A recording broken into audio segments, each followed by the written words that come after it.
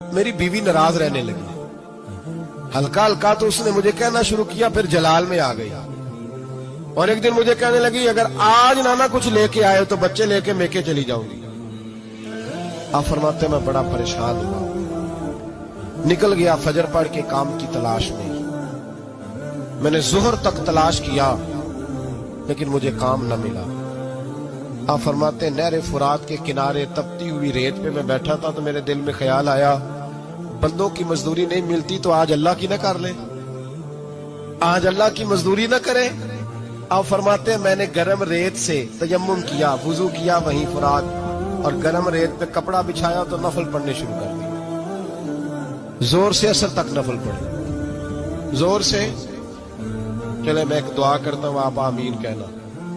अल्लाह करे कि हम मगरब के बाद वाले नफल ही पढ़ने शुरू कर दें। नबी करीम सैयद आलम सल्लल्लाहु ताला अलैहि वसल्लम के गुलामों का हाल देखे, इबादत का हाल देखे।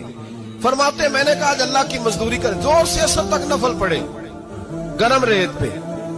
और जब असर हुई ना तो मैंने अपने रुमाल में ना थोड़ी सी रेत बांध दी। घर की दीवारें छोटी छोटी थी। मैंने कहा बीवी ने देखा ना खाली हाथ आया है तो अंदर से शोर करेगी, हम साहिब भी सुनेंगे, तो चलो जब देखेगी ना रुमाल में कुछ है हौसला करेगी, जब अंदर जाऊंगा तो समझा लूंगा। आप मुस्कुरा रहे हैं ना हल्का हल्का, इसका मतलब है इन बातों में काफी सदाकत है। पुराने बुजुर्ग कर गए तो इसका मतलब ये है कि इनमें बहरहाल काफी हद तक सदाकत है। ये शोर होते रहते।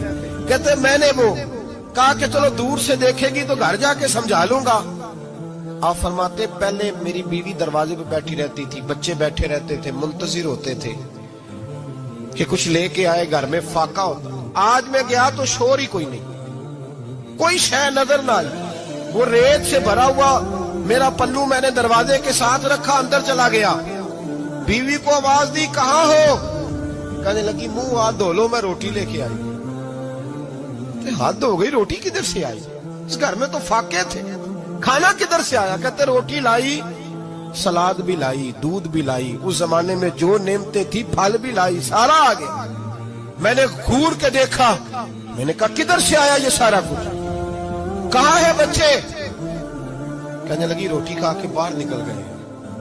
मेरे दिल में ख्याल आया मेरी बीवी का किरदार तो चांद से ज्यादा उजला है, तो ये सारा कुछ कैसे आया?